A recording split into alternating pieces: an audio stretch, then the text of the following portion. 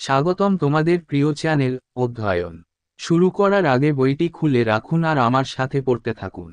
আমাদের এই ছোট্ট চ্যানেলটি সাবস্ক্রাইব করতে ভুলবেন না। চলুন শুরু করি। Chapter 4 Rise of the Extremists, Phase of Militant Nationalism or Radical Politics. অধ্যায় 4 চরমপন্থীদের উত্থান, জঙ্গি জাতীয়তাবাদ বা উগ্র রাজনীতির পর্যায়।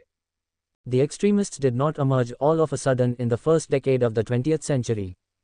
The extremist ideology had been simmering ever since the revolt of 1857 and finally surfaced in 1905 during the Bengal partition. The moderate politics had already trained the educated Indians in political agitation. Some of them had now begun to get disillusioned with the methods of the moderates, which had achieved little and evoked a cold and contemptuous response from the British. Consequently, there emerged a strong demand for a more vigorous political action than mere prayers, petitions and protests. বিংশ শতাব্দীর প্রথম দশকে হঠাৎ করে চরমপন্থীদের আবির্ভাব ঘটেনি। 1857 সালের বিদ্রোহের পর থেকে চরমপন্থী মতাদর্শটি জ্বলতে থাকে এবং অবশেষে 1905 সালে বঙ্গভঙ্গের সময় প্রকাশ পায়। মধ্যপন্থী রাজনীতি ইতিমধ্যেই শিক্ষিত ভারতীয়দের রাজনৈতিক আন্দোলনে প্রশিক্ষণ দিয়েছিল। তাদের মধ্যে কেউ কেউ এখন মডারেটদের পদ্ধতির প্রতি মোহভঙ্গ হতে শুরু করেছিল, যা সামান্য অর্জন করেছিল এবং ব্রিটিশদের কাছ থেকে ঠান্ডা ও অবজ্ঞাপূর্ণ প্রতিক্রিয়া জাগিয়েছিল। ফলস্বরূপ নিছক প্রার্থনা, আবেদন এবং প্রতিবাদের চেয়ে আরও জোরালো রাজনৈতিক পদক্ষেপের জোরালো দাবি উঠেছিল। The moderate ideology based on the adoration of Western culture did not find appeal among the masses, and the Congress remained limited to a narrow social base. There was an awkward void which got created between the common people and the first All India representative body. In due course of time, this gap was filled by the extremists, the English educated Indians who took pride in their glorious past. পশ্চিমা সংস্কৃতির আরাধনার উপর ভিত্তি করে মধ্যপন্থী মতাদর্শ জনগণের মধ্যে আবেদন খুঁজে পায়নি এবং কংগ্রেস একটি সংকীর্ণ সামাজিক ভিত্তির মধ্যে সীমাবদ্ধ থেকে যায়। সাধারণ মানুষ এবং প্রথম সর্বভারতীয় প্রতিনিধি সংস্থার মধ্যে একটি বিশ্রী শূন্যতা তৈরি হয়েছিল। সময়ের সাথে সাথে এই শূন্যতা চরমপন্থীদের দ্বারা পূরণ হয়েছিল, ইংরেজ শিক্ষিত ভারতীয়রা যারা তাদের গৌরবময় অতীত নিয়ে গর্ব করেছিল। Let us recall that during the revolt of 1857, the educated middle class remained aloof and did not participate in the revolt. With time, there emerged a section of educated Indians who began to see the evils of colonialism, and simultaneously took pride in their cultural past. These educated Indians were particularly influenced by the teachings of Ramakrishna Paramahansa, his English-educated disciple Swami Vivekanand, Swami Dayanand Saraswati and Bankim Chandra Chatterjee. আমাদের স্মরণ করা যাক যে 1857 সালের বিদ্রোহের সময় শিক্ষিত মধ্যবিত্তরা বিচ্ছিন্ন ছিল এবং বিদ্রোহে অংশগ্রহণ করেনি। সময়ের সাথে সাথে শিক্ষিত ভারতীয়দের একটি অংশ আবির্ভূত হয়েছিল যারা উপনিবেশিকতার কুফল দেখতে শুরু করেছিল এবং একই সাথে তাদের সাংস্কৃতিক অতীত নিয়ে গর্ব করেছিল। এই শিক্ষিত ভারতীয়রা রামকৃষ্ণ পরমহংস, তার ইংরেজি শিক্ষিত শিষ্য স্বামী বিবেকানন্দ, স্বামী দয়ানন্দ সরস্বতী এবং বঙ্কিমচন্দ্র চ্যাটার্জির শিক্ষা দ্বারা বিশেষভাবে প্রভাবিত হয়েছিল। Within the Indian National Congress, this change was reflected in the emergence of a new and younger group that demanded Swaraj as the goal to be achieved not by passive petitions but by more active, militant and self-reliant methods, through self-help, determination and sacrifice. This new group came to be known as the New Party or the extremists within Congress.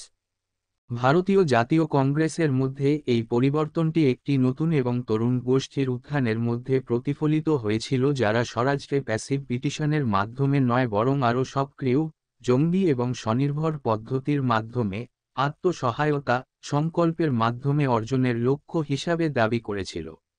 এবং বলিদান। এই নতুন দলটি নতুন party বা কংগ্রেসের মধ্যে চরমপন্থী হিসেবে পরিচিতি লাভ করে। Note: the term militant nationalism means vigorously active, combative and aggressive, in support of a cause. As per the dictionary, the word militancy may or may not include physical violence or armed combat. দ্রষ্টব্য: জঙ্গি জাতীয়তাবাদ। এ জঙ্গি শব্দের অর্থ একটি কারণের সমর্থনে জোরালোভাবে সক্রিয়, সংগ্রামী এবং আক্রমণাত্মক। অভিধান অনুসারে জঙ্গিবাদ শব্দটি শারীরিক সহিংসতা বা সশস্ত্র যুদ্ধকে অন্তর্ভুক্ত করতে পারে বা নাও পারে। Causes for rise of the extremists. Recognition of true nature of British rule.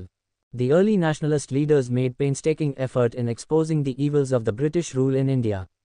Ranaday's Essays in Indian Economics, 1898, Dadabhai Naoroji's Indian Poverty and Un-British Rule in India, 1901, and R.C. Dutt's Economic History of India had been published.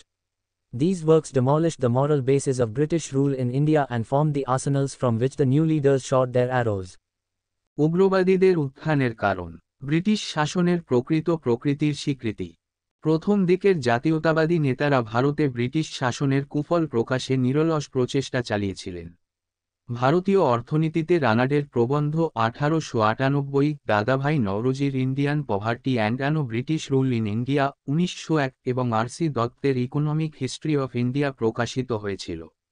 এই কাজগুলি ভারতে British শাসনের নৈতিক ভিত্তিকে ধ্বংস করে দেয় এবং অস্ত্রাগার তৈরি করে যেখান থেকে নতুন নেতারা তাদের তীর নিক্ষেপ করেছিল। The politically conscious Indians were now able to see the true nature of British rule and were convinced that its main purpose was to exploit India economically and to enrich England at the cost of India. They were now able to see that the Indian economy and industry could progress only under an Indian government which would protect and promote it.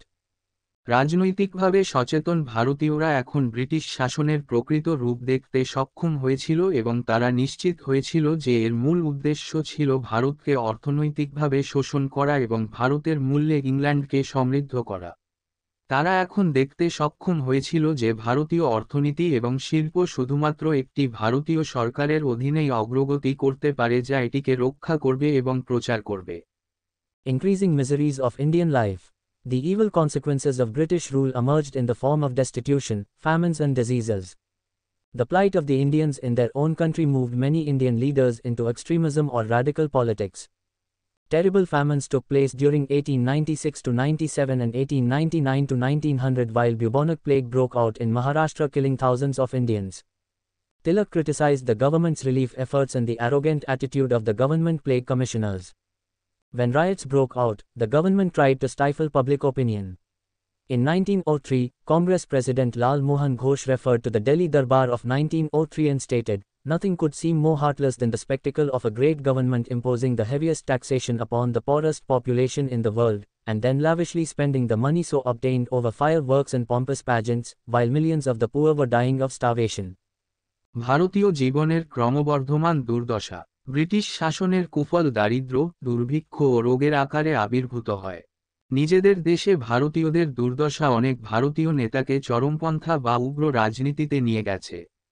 1896 থেকে 97 এবং 1899 থেকে 1900 সালের মধ্যে ভয়াবহ দুর্ভিক্ষ হয়েছিল যখন মহারাষ্ট্রে বুবনিক প্লেগ হাজার হাজার ভারতীয়কে হত্যা করেছিল। তিলক সরকারের ত্রাণ প্রচেষ্টা এবং সরকারি প্লেগ কমিশনারদের অহংকারী মনোভাবের সমালোচনা করেন। দাঙ্গা শুরু হলে সরকার জনমতকে স্তব্ধ করার চেষ্টা করে।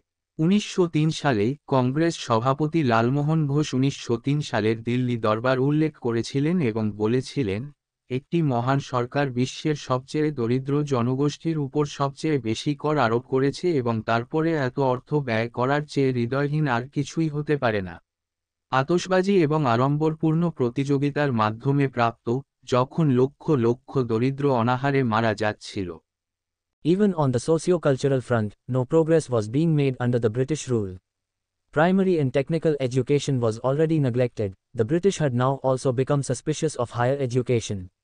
In 1904, the Indian Universities Act was passed, which was seen as an attempt to tighten British control over higher education. এমনকি সামাজিক সাংস্কৃতিক ফ্রন্টেও ব্রিটিশ শাসনামলে কোনো অগ্রগতি হয়নি। প্রাথমিক ও কারিগরি শিক্ষা আগে থেকেই ছিল অবহেলিত, ব্রিটিশরাও এখন উচ্চশিক্ষার ব্যাপারে সন্দেহজনক হয়ে উঠেছে। 1904 সালে ভারতীয় বিশ্ববিদ্যালয় আইন পাশ করা হয়েছিল যা উচ্চ শিক্ষার উপর ব্রিটিশ নিয়ন্ত্রণকে কঠোর করার প্রচেষ্টা হিসাবে দেখা হয়েছিল। Thus, increasing number of Indians were now getting convinced that self-rule was an absolute prerequisite if India was to make any kind of progress. এইভাবে ক্রমবর্ধমান সংখ্যক ভারতীয়রা এখন নিশ্চিত হয়ে উঠছে যে ভারত যদি কোনো ধরনের অগ্রগতি করতে চায় তাহলে স্বশাসন একটি পরম পূর্বশর্ত। Rise in number of educated Indians and unemployment. The number of educated Indians had perceptibly increased by the close of the 19th century. Many of them worked in the administration at very low salaries while many others faced unemployment. The lack of opportunities available to them turned them against the British government and attracted them powerfully towards radical politics. These Indians were thoroughly influenced by the Western ideas of democracy, nationalism and radicalism and were convinced that European revolutionary methods need to be adopted to meet European imperialism. শিক্ষিত ভারতীয়দের সংখ্যা বৃদ্ধি এবং বেকারত্ব। 19 শতকের শেষের দিকে শিক্ষিত ভারতীয়দের সংখ্যা প্রত্যক্ষভাবে বৃদ্ধি পেয়েছিল। তাদের অনেকেই খুব কম বেতনে প্রশাসনে কাজ করেছেন এবং অনেকে বেকারত্বের সম্মুখীন হয়েছেন। সুযোগের অভাব তাদের ব্রিটিশ সরকারের বিরুদ্ধে পরিণত করে এবং উগ্র রাজনীতির দিকে শক্তিশালীভাবে আকৃষ্ট করে। এই ভারতীয়রা গণতন্ত্র, জাতীয়তাবাদ এবং মৌলবাদের পশ্চিমা ধারণা দ্বারা সম্পূর্ণভাবে প্রভাবিত হয়েছিল এবং তারা নিশ্চিত ছিল যে ইউরোপীয় সাম্রাজ্যবাদের সাথে মোকাবিলা করার জন্য ইউরোপীয় বিপ্লবী পদ্ধতিগুলি গ্রহণ করা প্রয়োজন। Socio-cultural reforms after 1858. The writings of Vivekanand, Dayanand and Bankim had begun to grasp the imagination of the educated Indians. Vivekanand was a great Vedantist who urged his countrymen to conquer the West with India's spirituality. Dayanand referred to India's rich civilization during Vedic times when Europe was steeped in ignorance. Bankim Chandra dreamt of a united India under the leadership of Lord Krishna, who fought evil and stood for righteousness. 1858 সালের পর সামাজিক সাংস্কৃতিক সংস্কার। বিবেকানন্দ, দয়ানন্দ এবং বঙ্কিমের লেখা শিক্ষিত ভারতীয়দের কল্পনাকে উপলব্ধি করতে শুরু করেছিল। বিবেকানন্দ ছিলেন একজন মহান বেদান্তবাদী যিনি তার দেশবাসীকে ভারতের আধ্যাত্মিকতা দিয়ে পশ্চিমকে জয় করার আহ্বান জানিয়েছিলেন। দয়ানন্দ বৈদিক যুগে ভারতের সমৃদ্ধ সভ্যতার উল্লেখ করেছিলেন যখন ইউরোপ অজ্ঞতায় নিমজ্জিত ছিল। বঙ্কিমচন্দ্র ভগবান কৃষ্ণের নেতৃত্বে একটি অখণ্ড ভারতের স্বপ্ন দেখেছিলেন, যিনি মন্দের বিরুদ্ধে লড়াই করেছিলেন এবং ন্যায়ের পক্ষে দাঁড়িয়েছিলেন। This kind of literature filled the Indians with new confidence and a common vision for a new India. They had now acquired faith in their capacity to govern themselves and to create the India of their dreams. এই ধরনের সাহিত্য ভারতীয়দের নতুন আত্মবিশ্বাস এবং একটি নতুন ভারতের জন্য একটি সাধারণ দৃষ্টিভঙ্গিতে পূর্ণ করে। তারা এখন নিজেদের শাসন করার এবং তাদের স্বপ্নের ভারত তৈরি করার ক্ষমতার প্রতি বিশ্বাস অর্জন করেছে। Dayanand Saraswati was the first man to give a call for Swaraj as India for Indians in 1876, which was later pursued by Lokmanya Tilak. Some historians also call him the grandfather of the Indian nation. Dayananda Saraswati তিনিই প্রথম ব্যক্তি যিনি 1876 সালে ভারতীয়দের জন্য ভারত হিসেবে স্বরাজের ডাক দেন, যা পরে লোকমান্য তিলক অনুসরণ করেন। কিছু ঐতিহাসিক তাকে ভারতীয় জাতির পিতামহ বলেও অভিহিত করেন। Bankim Chandra Chatterjee, 1838–94, he was a Bengali writer and poet associated with the Bengal Renaissance. While serving as a civil servant under the British Indian government, he noted that the British were trying to promote God Save the Queen as the national anthem for Indian subjects. It is believed that he wrote the poem Vande Mataram to counter the British attempt, and was later published in Bengali script in his novel Anandamath, 1882, set in the backdrop of Sannyasi rebellion. During the Congress session of 1896, the poem was first sung as a song by Rabindranath Tagore. In October 1937, the Congress adopted the first two verses of the song as the national song of India. Bankimchandra Chattopadhyay 1838–94, তিনি বঙ্গীয় রেনেসাঁর সাথে যুক্ত একজন বাঙালি লেখক ও কবি ছিলেন। British Bharat সরকারের অধীনে একজন বেসামরিক কর্মচারী হিসাবে কাজ করার সময় তিনি উল্লেখ করেছিলেন যে ব্রিটিশরা ভারতীয় প্রজাদের জাতীয় সঙ্গীত হিসাবে গড সেভ দ্য কুইন প্রচার করার চেষ্টা করছিল। এটা বিশ্বাস করা হয় যে তিনি ব্রিটিশ প্রচেষ্টাকে মোকাবেলা করার জন্য বন্দে মাতরম কবিতাটি লিখেছিলেন এবং পরে সন্ন্যাসী বিদ্রোহের পটভূমিতে রচিত আনন্দমঠ 1882 উপন্যাসে বাংলা লিপিতে প্রকাশিত হয়েছিল। 1896 সালের কংগ্রেস অধিবেশনের সময় কবিতাটি প্রথমে রবীন্দ্রনাথ ঠাকুরের একটি গান হিসাবে গাওয়া হয়েছিল। 1937 সালের অক্টোবরে কংগ্রেস গানটির প্রথম দুটি স্তবককে ভারতের জাতীয় গান হিসেবে গ্রহণ করে। এখানেই এই ভিডিওটি শেষ করলাম। পরবর্তী ভিডিওতে আমরা বাকিটা পড়ব।